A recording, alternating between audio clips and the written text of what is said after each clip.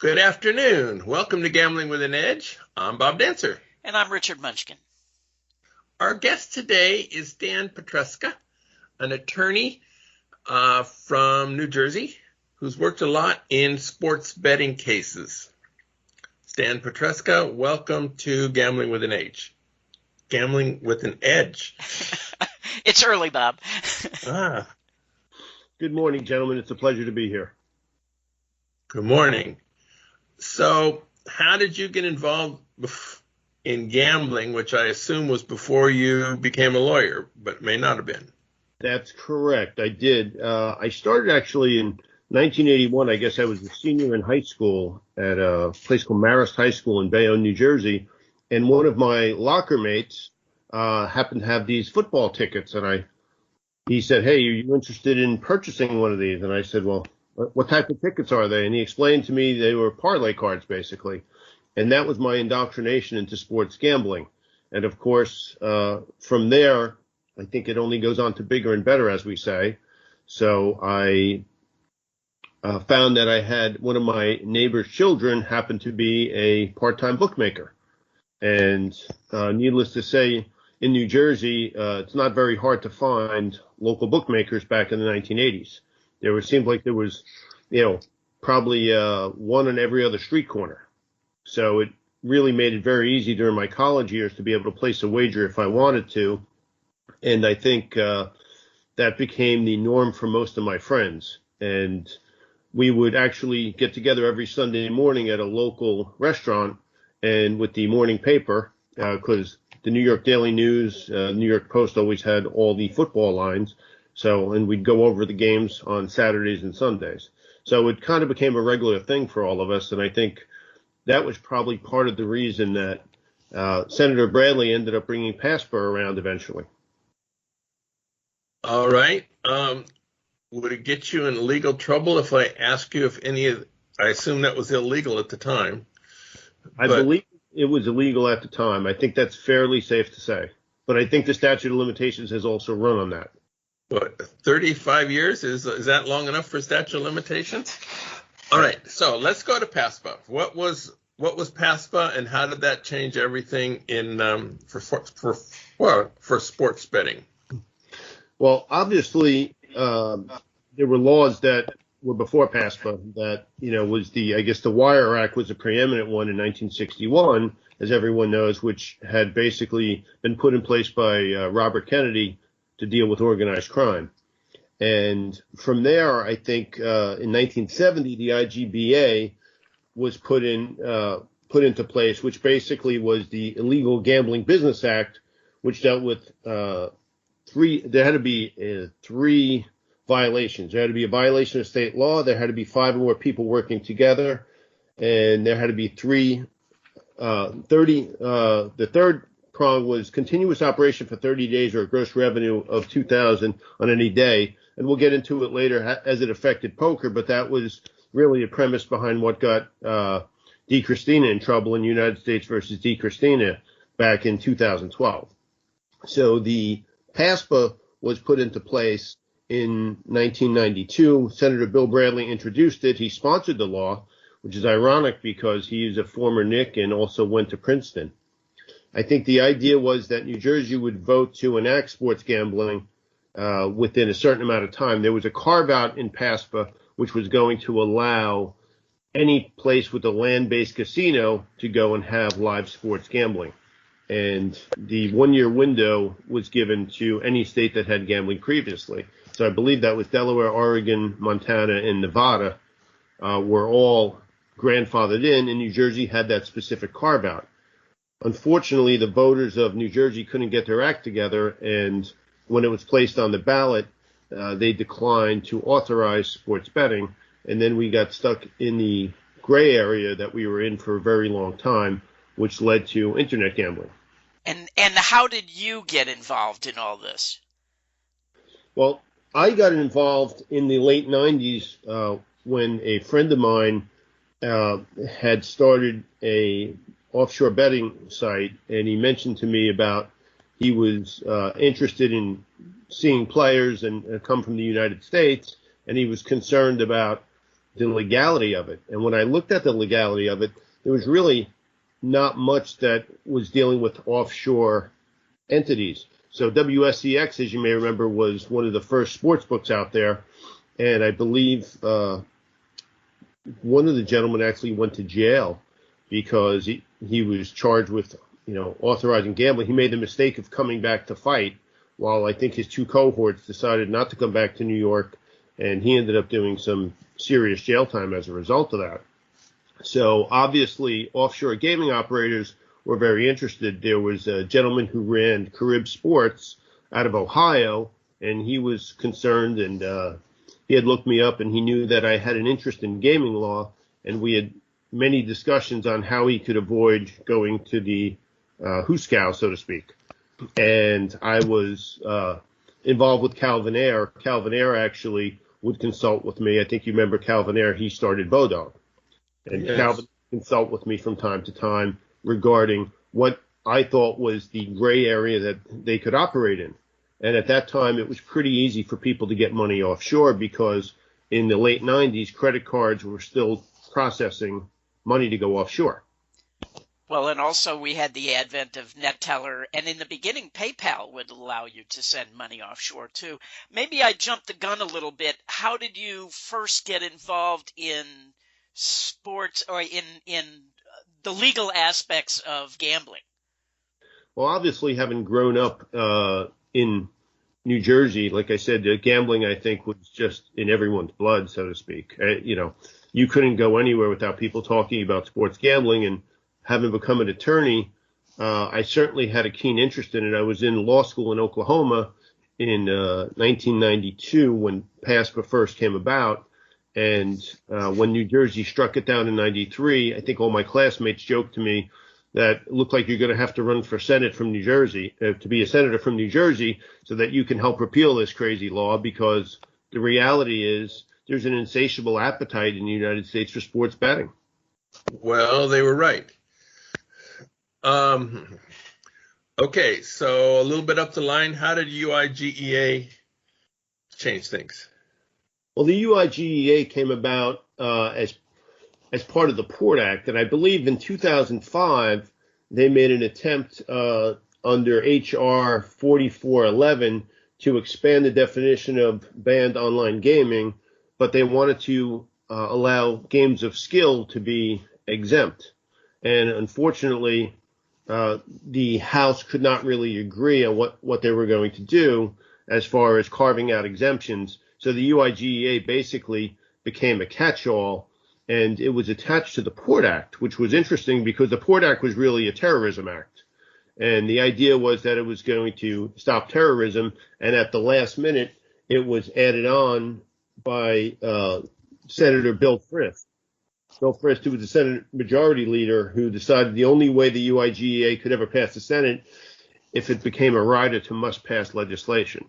So, and unfortunately, Frist, by doing so, there was no debate about the bill. Under normal circumstances, the Senate would meet and they would have a full debate on whether or not to ban sports gambling. And that never happened.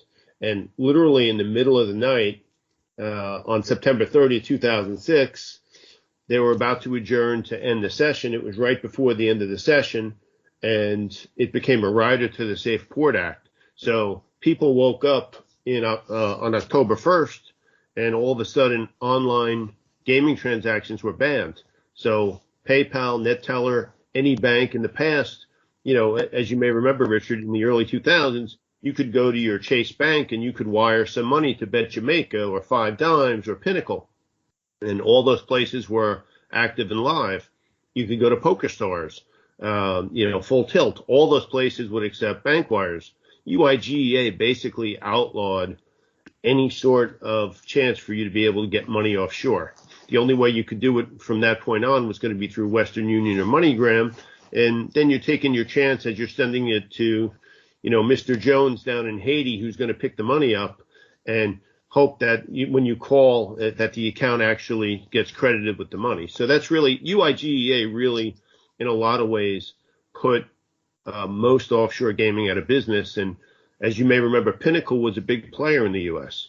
Pinnacle had very good odds. I mean, they still are live, but they don't accept U.S. players. From my understanding, the owner of Pinnacle lived in the state of California. And there was an agreement between him and the Department of Justice, as I understand, where if he would stop accepting wages from U.S. players, there would be no indictment. So all of a sudden it became really the wild, wild west where people were shutting down sports books, cutting deals, and looking basically to get out of the U.S. market. Bet Jamaica was very active in the U.S. market for a year or two after, and the heat finally got to them, and they had to step aside. And I spoke to the owner of Bet Jamaica several times because he was trying to find some sort of way that he could keep his business and not end up in trouble. And I told him that, I didn't think he could successfully do that without really having severe legal problems with the Department of Justice, as they were going after everybody. And as you may remember, Bet on Sports was showing up at Tampa Bay Buccaneers games with a giant trailer and RV, and they were giving out free T-shirts and promos. So it really, I think, had gotten in the NFL's face and the league's faces, and I think that the league behind the scenes were using lobbyists to really try to push some sort of anti-gambling act. They also froze NetTeller, and PayPal got out of sending money, and NetTeller, they froze everyone's assets. It was really a scary time for a lot of people who had a lot of money tied up in NetTeller and didn't know if they were going to get it back. But I was surprised also that a number of the poker sites did not shut down, like Full Tilt. I think Poker Stars did stop. They were one of the first, right, to stop taking U.S. players. But a number of the big ones did not. And why did they think they could get away with that? I think they really looked at PASPA as being a sports betting act, because really it dealt with – PASPA really was about sports betting. And the UIGEA, I think they kind of looked at it as an extension of PASPA, almost as a way that the government could shut down all these sports betting websites. And I think that's really why UIGEA was so successful in doing that with the sports betting sites, because it really seemed to be targeted more towards sports betting. And I think the poker sites like Full Tilt, they all wanted to kind of stay in this gray area. And they said, well, we're not gambling, because PASPA really deals with gambling. UIGEA really deals with sending money offshore for gambling or sending money to sites for gambling. There's an argument to be made that poker is a game of skill. I think Bob's proven that for years. Poker is a game of skill. So Bob plays video poker, which is quite different than poker. But nonetheless, I think anyone would argue that somebody who is skilled at assessing poker odds and poker value will do certainly much better than someone who's just saying, I'm just going all in, playing no hold'em fold'em, no fold'em hold'em. I'm sorry. So either way isn't very successful. All right. Christie was governor of New Jersey for a while. How did he get involved with online sports betting? Well, it goes a little bit before Christie in that the Union City mayor was a guy named Rudy Garcia. And Rudy Garcia really is a name that probably in the sports gambling world people don't know. And I happen to know Rudy pretty well. Back in the day, we had cases together, and he was working for the law firm Weiner Lesniak. Raymond Lesniak is a senator from the state of New Jersey. Now, some background on Raymond Lesniak. As a kid, he used to carry bets for his father to the local corner store in New Jersey, to make wagers on sports or to do the daily numbers. Before there was a lottery, of course, people used the last three numbers from Aqueduct as the local handle. That would be your three-digit numbers. And so I think Ray Lesniak was involved in that, and Rudy Garcia was a guy who happened to work for Ray. Well, Rudy is sitting at a bar one day talking about sports betting to some of his friends in this bar in Union City and saying, I'm going to see my bookie in a little while after I finish my drink and going to put in a few wagers for this weekend's NFL games. So his friends happen to say, boy, that sounds great. I would love to be able to get a few games down. Could you take some bets from me? So Rudy, being a good guy, allegedly, that word allegedly, took a few wagers and passed them along. Unfortunately, when he did that, he happened to be caught in a sting that they had set up just about that time, and he was one of the many people who were arrested that night and ruined his political career. Thankfully, he didn't ruin his law career, and he was eventually exonerated of all charges. But that got Ray Lesniak's attention. And Raymond Lesniak was really the person who was instrumental in trying to get a legalization of sports gambling in New Jersey. And I would see Ray every year at the New Jersey State Bar Convention down in Atlantic City. I would say, Ray, when are we going to get this legalized? I saw what happened to Rudy. When are we going to do this? I'm a guy from Bayonne. It's a place where, internet gambling in Hudson County became a hotbed because they were putting out the organized crime figures out of business. And now it's time for you to legalize it so the state can actually make some money on it. And if you've ever stepped foot in New Jersey, you may know we have some of the highest property taxes, I think in the world, let alone the country. And so New Jersey's always looking for a good way to monetize anything. And I said to Ray, it would be perfect for taxing. And he said, I want to help Rudy out. He said, I think it's about time. He said, what do you think of PASPA? And I said, well, honestly, I think PASPA should be unconstitutional. I don't know how the U.S. government can pass something like that basically takes away the state's rights to make their own laws. Under the 10th Amendment, there's an anti-commandeering clause, which basically says that the federal government cannot take over where the state's rights are to make law. And that's what PASPA really did. PASPA basically said to states, you're not going to be able to, unless you're grandfathered in, you're not going to be able to do it. So in some respects, it affects interstate commerce as well, in my opinion. So it was definitely unconstitutional. And Ray Lesniak said to me, he said, you know what? He goes, I've heard that before from somebody else I asked. He said, I think you're right. And he says, I'm going to take it up with Chris Christie. Now, as an interesting side note, Chris Christie's son Patrick happens to play ice hockey, and my son Andrew happened to play against him. So I would see Chris Christie at a rink in Morristown, New Jersey, 4 times a year. And whenever I would saw Chris, I would bang on that door and say, hey, Chris, it's going to be time. He said, yeah. He said, I don't think the timing's right. I said, well, if you ask Ray Lesniak, the timing is right. And Ray Lesniak introduced a bill, and Chris Christie initially had vetoed it. And upon further review about a year later, he realized that Ray Lesniak was going to have plenty of support in the legislature to override Chris Christie's veto. Well, once he realized that, I think Governor Christie had to give second thought to the legalization of sports betting. And I think a lot of the senators in New Jersey were looking at it and saying, hey, this is going to be a great way that we can monetize with tax money. People are doing it anyway. Let's take it out of the shadows of the offshore. Let's take it out of the shadows of the corner bookie. And one of Ray Lesniak's big arguments was that when you go and allow people to bet with a corner bookie, they incur debt. They're betting money they don't have. And I think we'd all agree that problem gambling can start there, certainly when people incur debt that they don't have. And so I think that was something that Chris Christie had looked at very closely. And when the governor saw that, he gave it a second thought and said, let me go and, change my mind, reverse my position. And what I'm going to do is I'm going to try to authorize sports gambling. Well, of course, that didn't work because PASPA basically prohibited sports gambling. New Jersey had their chance in the early 90s. And like I said, they did nothing about it. I think there was the closing of Revel Casino as well as the Showboat in Atlantic City. And I believe Trump Taj Mahal was closing as well. And in seeing all those jobs fall out of Atlantic City, the governor realized this might be a great way to just revitalize Atlantic City. So I think that really got Governor Christie to come back and start Christie versus the NCAA and the sports leagues. And that's really what brought about the initial lawsuit. All right, let's change subject a little bit.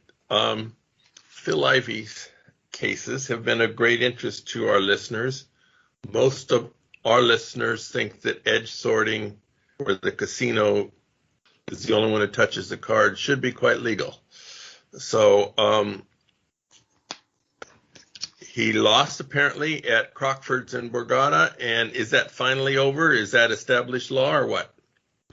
Well, I think it is finally over. I think in Crockford's, when that was brought up, the lady justice over there asserted the Gambling Act of 2005 provided in that act, it says an individual may cheat unintentionally without dishonesty, but it's still cheating. And in the ruling that I believe she made over in the UK, that the actions of Ivey and his accomplice Kelly Yin's son interfered with the operation of the game. Now, when you look at how it was set up, it's almost unbelievable that the Borgata didn't realize just what was going on, because it's as you read the case and you read the opinions from the court, it seems pretty clear that, Mr. Ivey had certainly made some suggestions about his superstitions, and that's why he wanted the cards turned. But it was the Gemico cards, as we know, that, I believe cards 6 through 9 had a slightly different, were going to be the cards that would be most advantageous for Baccarat. And if that was going to be the first card that came up, then you'd bet on player, and if not, you'd bet on banker. So it gave him about a 6% or so edge, I believe, over the house, where normally the house would have a 1% edge in Baccarat. I know that Borgata didn't really figure it out for an awful long time. I believe it was almost a year before they figured it out. And I guess you have to wonder, where was the pit boss in all this, that nobody was looking at it, when he certainly made, several requests. And I know Borgata was eager to take on Phil Ivey's bankroll, but at the end of the day, you have to say, what was going on here when I think he requested a private pit, he requested a guest, he requested only Gemico cards be used, he requested an automatic shuffler and a dealer who spoke, I believe, Cantonese. So, and, to me, I don't know, as a layperson, that would seem like an awful lot that he was requesting, but Borgata was happy to get a shot at his bankroll. And obviously, Borgata had filed the lawsuit after realizing that, Phil Ivey had used an advantage. And to me, I don't know if it should be considered illegal, because he used an advantage. He dictated what he wanted the rules of the game to be, and those were the rules. If I come to Bob's house and we're playing in a poker game, and Bob says, all threes are going to be wild all night, well, I guess all threes are wild. I guess those are the rules that's been dictated. And if everybody agrees to it, those are the rules. So I don't necessarily agree that Phil Ivey should have had a judgment against him, but certainly the court seemed to have thought otherwise. It's my understanding that the case is now settled for an undisclosed amount, but having done litigation my whole career, I would guess that they probably settled for somewhere between 40 and 60% of the amount. And more than likely, I would say it's probably 40% of the amount that Phil had won probably went back just to put this litigation to the end, because, litigation's expensive. And the reality is, I think Borgata would like this over as much as anybody else. So, and that's why it did resolve.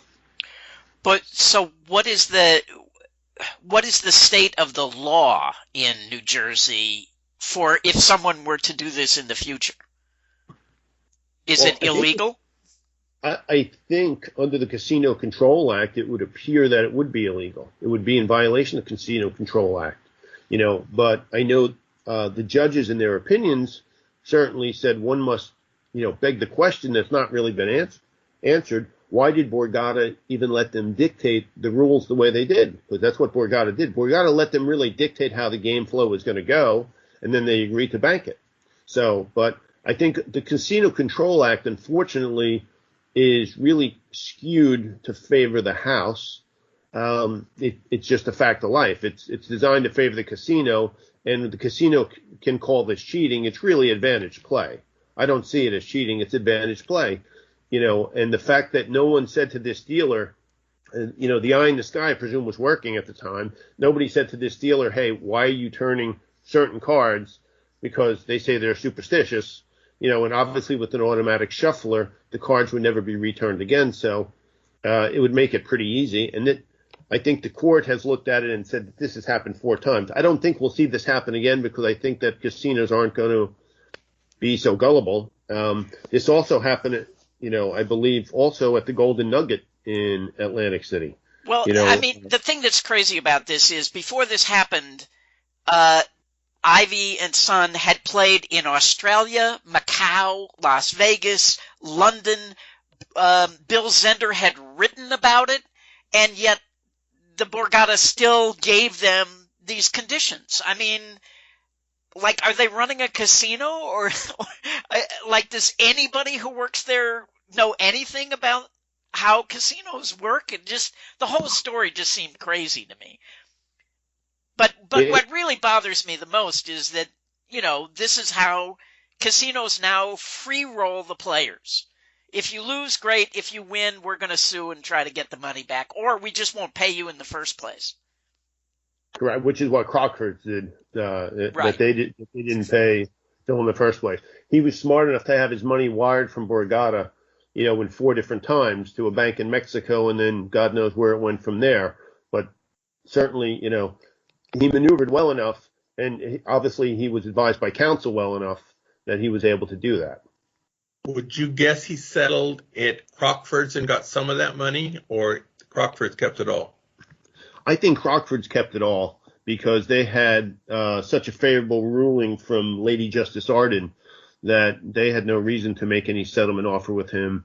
It doesn't seem like anyone was really willing to take that case on over there, just based on what was ruled. And you have to understand when there's rulings and orders, and just jumping back to PASPA for a second, that's kind of what got PASPA back on track to go to the Supreme Court, was because in Christie 1, there was a ruling from Judge Fuentes that made the governor realize that there was actually an open window to get back in there. So, and like I said, Lady Justice Arden had basically made it very clear that she was not going to allow it, and she was going to put it under the category of unintentional dishonesty. And therefore, Crockford's would never have to pay. All right, changing subjects.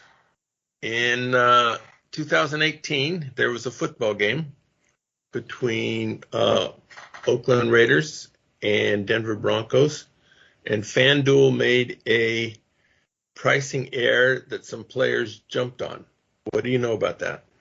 Well, I actually was hired by 2 gentlemen who had also made the same wager. The primary guy who got all the newsprint was a guy named Anthony Prince, so I can certainly use his name. I'm not at liberty to disclose the names of my guys, but I'll just call them Mike and Chris. And they certainly weren't the guy, Mike and Chris from WFAN fame. But Mike and Chris happened to make wagers as well on that. And they were substantial enough that they were looking at payouts, in the 5-figure range, low 5-figure range, but still 5-figure range. There was an 18-second window where when the Broncos got the ball back, as I understand, they were down by 2 points. They received the ball back around their 10-yard line or so and proceeded to march downfield. And there was an 18-second window where the odds were plus 750. I think most people would look at that and, if I were certainly putting odds on that game, with the Broncos having the ball less than 2 minutes to just get into field goal range, I would guess it's probably somewhere around a minus 200 favorite, not a plus 750 dog. But these gentlemen were smart enough to, put significant sums on it on the thought that Brandon McManus could kick that field goal. And that's what exactly happened. FanDuel, of course, when my clients went to the window, FanDuel declined to pay. And they were told there was a pricing error and your tickets are void and we're just going to give you a refund.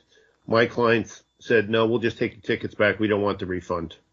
And one of them actually, the cashier did not want to give the ticket back. He said, it's just going to be a souvenir for me. You know what I mean? And because he knew the value in getting that ticket back. Once he got the ticket back, he was able to reach out to me and mention it to me. I was actually supposed to go on a local news station with my client on an evening, probably about a week and a half, 2 weeks afterwards, and Fanduel had called and said that they wanted to just get the case resolved. They thought it was in their best interest, being new to the New Jersey market, to really not look like they were poor sports about the whole thing. I think for them it was going to be really just a marketing ploy that they could show some goodwill by paying off on a bad bet. But I think that if this happened in Nevada, as I understand Nevada law, that they would not have to be paid. So I think it's interesting in Nevada, because I think that the Nevada Gaming Commission has an out for errors that are, palpable errors, as they're called. So, and this would clearly be a palpable error, but because New Jersey's gaming is in such a young state, I think Fanduel and the Casino Control Commission didn't really have any sort of out for Fanduel, and rather than have it be decided against them by New Jersey Gaming, they thought it was just best to just pay.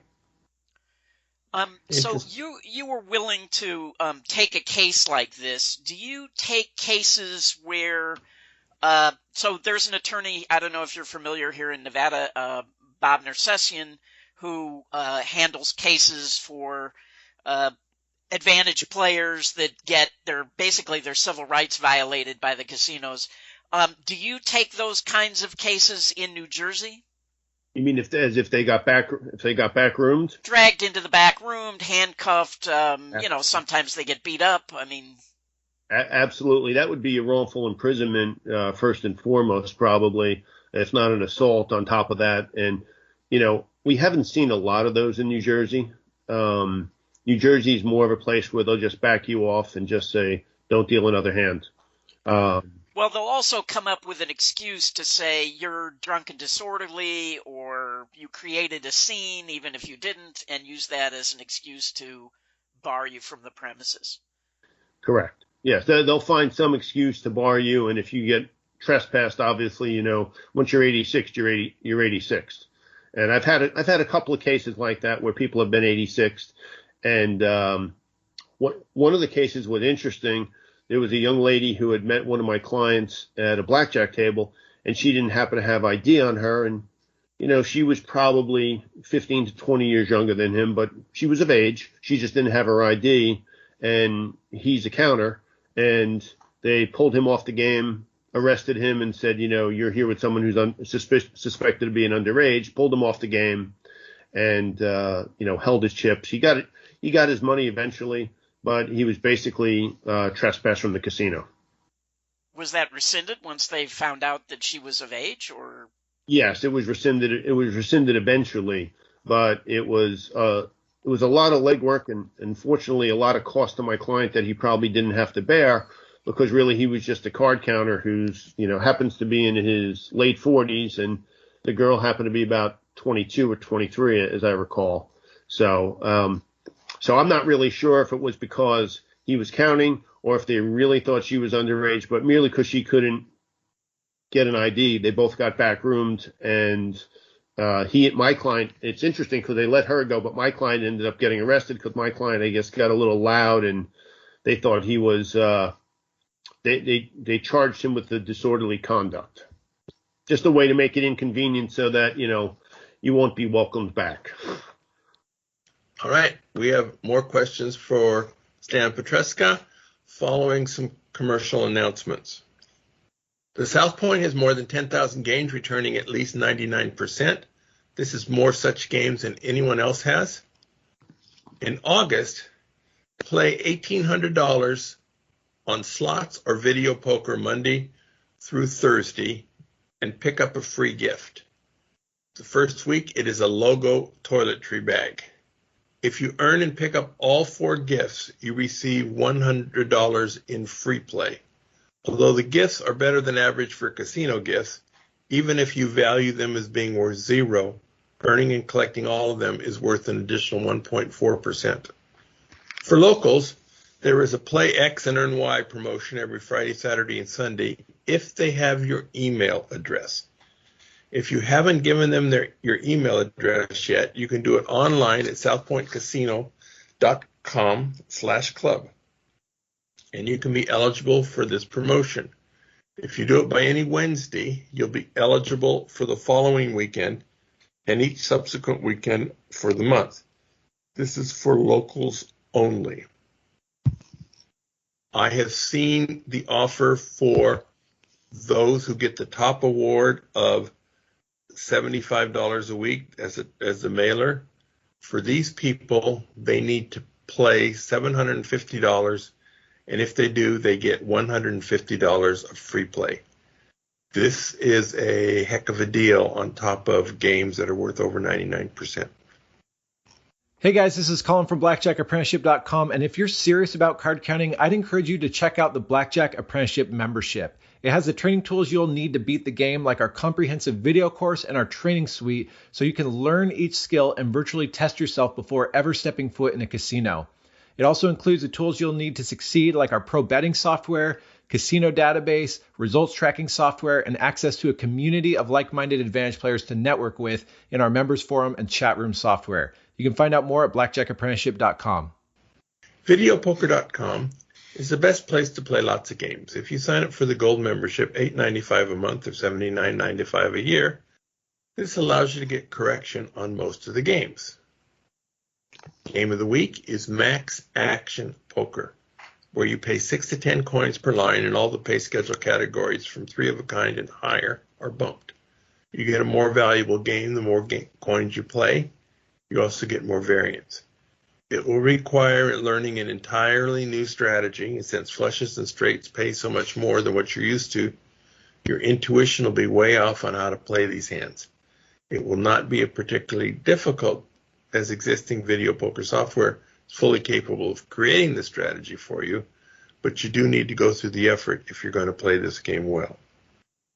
All right, we are back talking with attorney Stan Pietruska. William Hill and others, books, had a problem with online or in-stream betting, where they accept the bets if it goes against the players, and they refuse the bet if it goes in the player's favor. So, what do you know about this? Well, it's for many years, and it really started offshore, it's been the ultimate advantage play for the house, because what the house would often do in many of these places, they would have live wagers where you could actually bet on the next play. So in football games, you could bet, would it be a pass for a gain, would it be a rush for a gain, or what it would be. And it was uncanny how oftentimes if you placed a wager on a run, and it was a run, your bet wouldn't be accepted. However, the people who bet on pass somehow would be accepted. So the losing bets were always accepted. And I understand that Bill Krakenberger and Rufus Peabody have really brought this to the forefront. And I think it's important because at the end of the day, the spinning wheel is often used as an excuse by the house to delay wagers.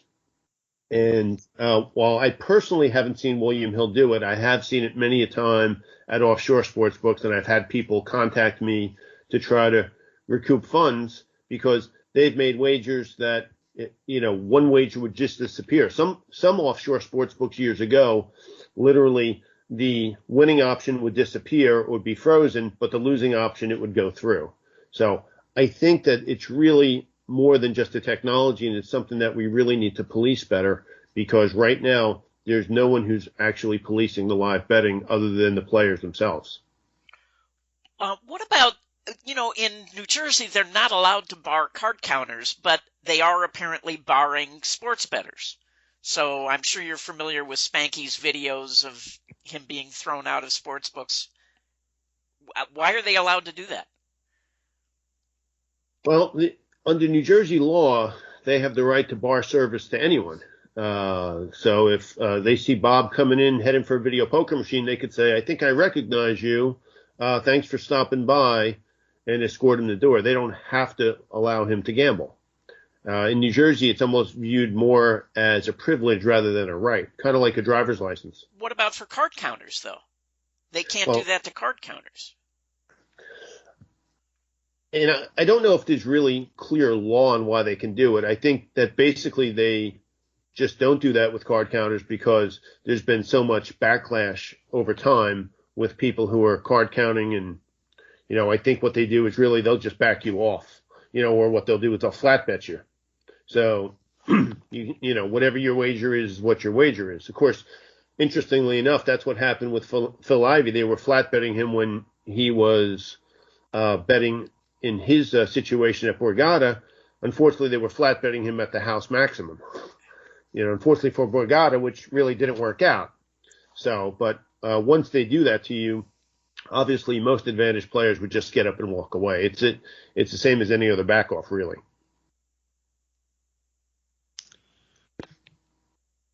All right. Super Bowl this year had a streaker wager. What happened? So the Super Bowl streaker was a Florida gentleman named Yuri Andrade, who had made a wager at Bovada at plus 750 odds that there would be a streaker at the Super Bowl. He knew he was going to be at the Super Bowl.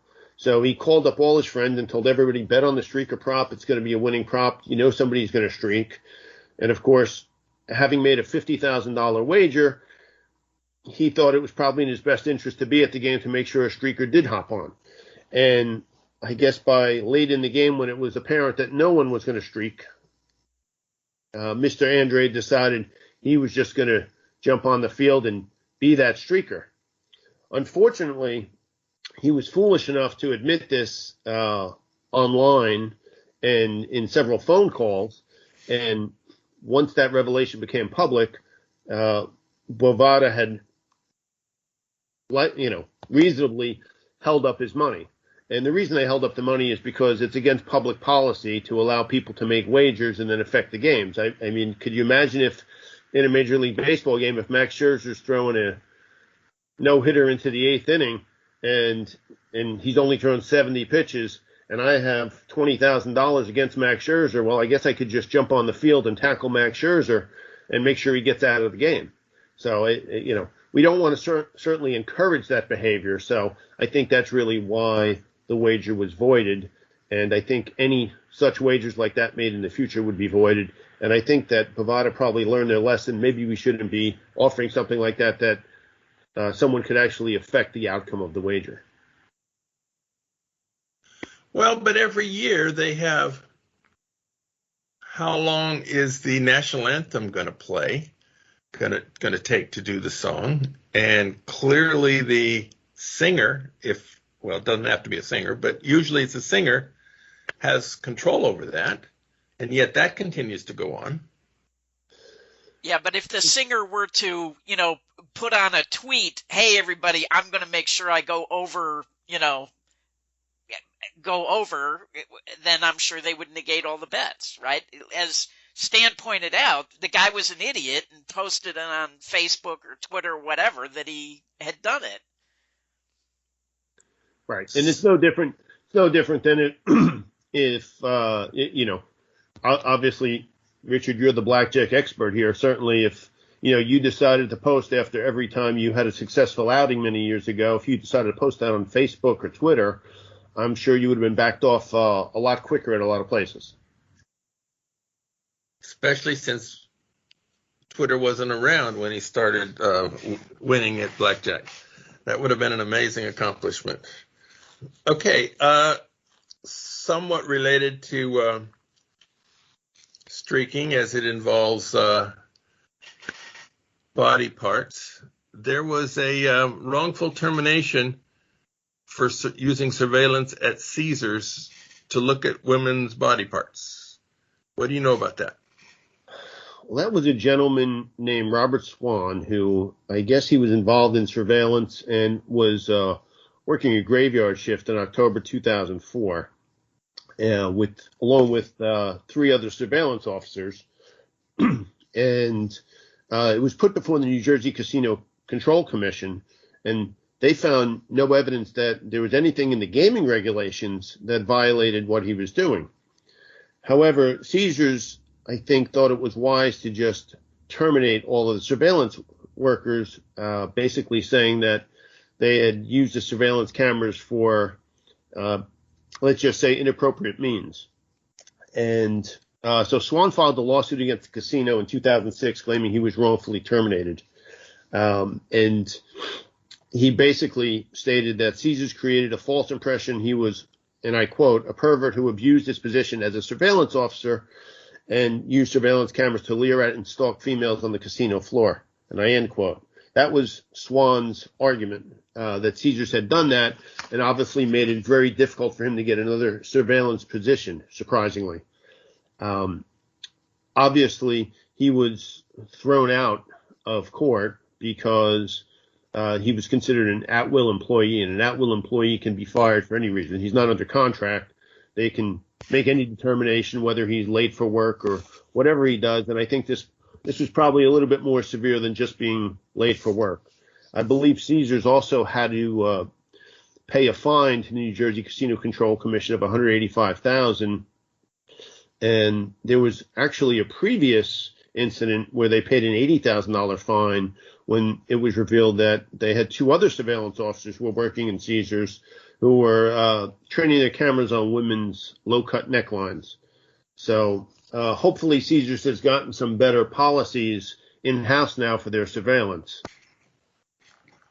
Okay, yeah, I said Caesar's Palace. This is obviously Caesar's World. We had a surveillance guy from Las Vegas on very recently, and he said now all employees get told up front, do that and you're fired. And so there's no doubt in anyone's mind whether they can get away with getting off. So very good. We have gone through our questions. Was there anything you wanted to say before we get to the recommendations that we have passed over too quickly? Just one other thing. I think it's interesting to look at the state of online poker right now. What's going on. I think basically right now, poker's kind of in a state of flux. You know, we have New Jersey, Pennsylvania, and Michigan, I believe, are in a multi-state compact to do online poker together, to group it together. But it seems like there will be no federal regulation anytime soon, which I know a lot of people have been hoping for. I know in USA versus Lawrence D. Christina, that was a case from 2010 to 2011 that this gentleman was running a poker operation out of the back of his bicycle shop in Staten Island. Well, probably the most successful bike shop on the island, I would say. And he did it for about 5 months. And I know that it was interesting at the district court level, Judge Jack Weinstein basically had said poker's a game of skill. It's not a game of chance.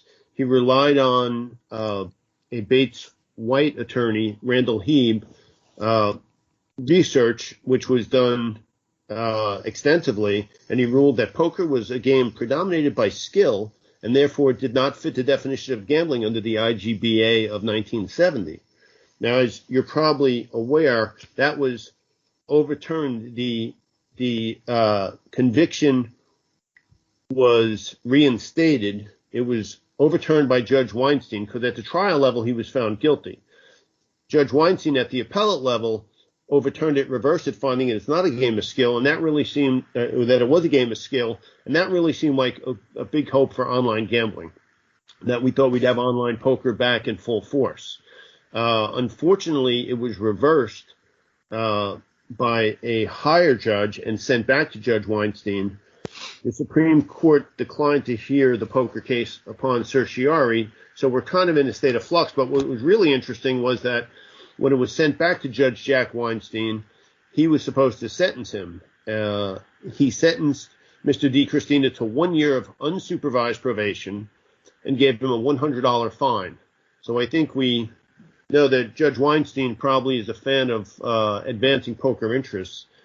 And I think that although we won't see it anytime soon, I think it's unmistakable that there's an appetite for online poker. And I believe the states that have it now, you know, are really looking to expand their base. And by entering into multi-state agreements, I think that that's really going to be the way of the future.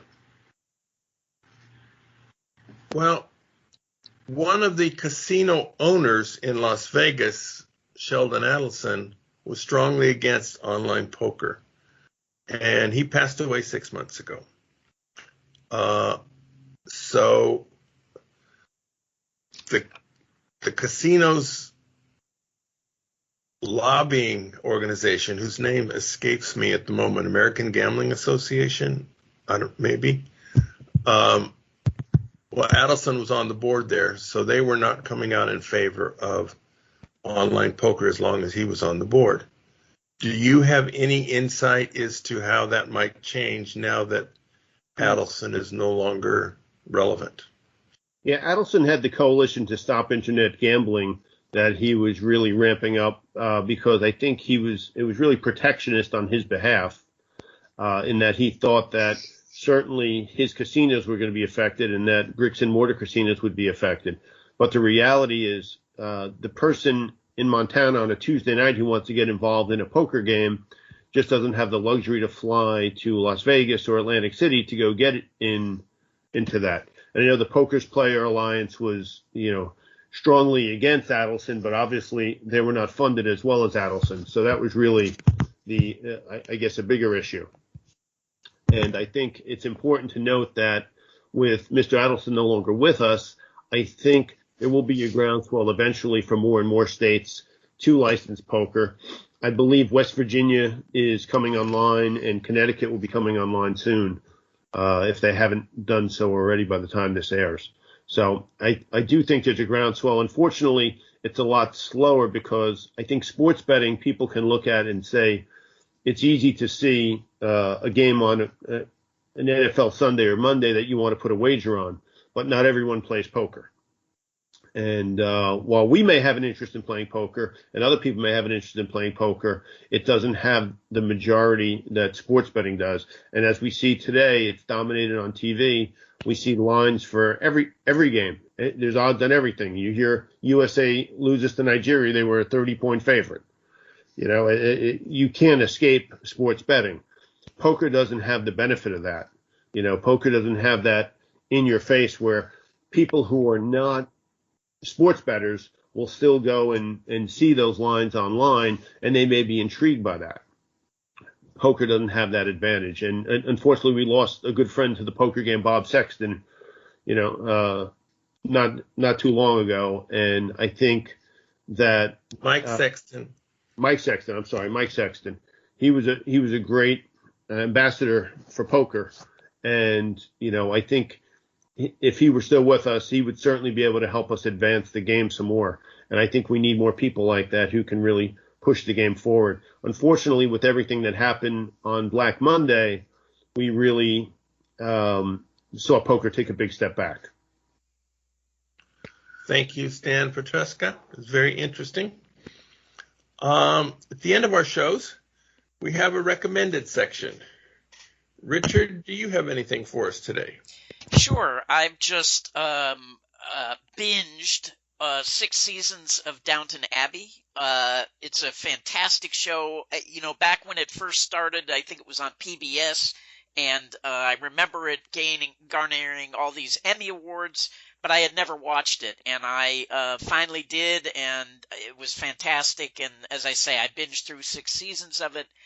But it also reminded me, if you watch this show and like it, there's a really, really good Robert Altman movie called Gosford Park, which is also about kind of the servants in a big home like this. So it's the servant life of the, super wealthy.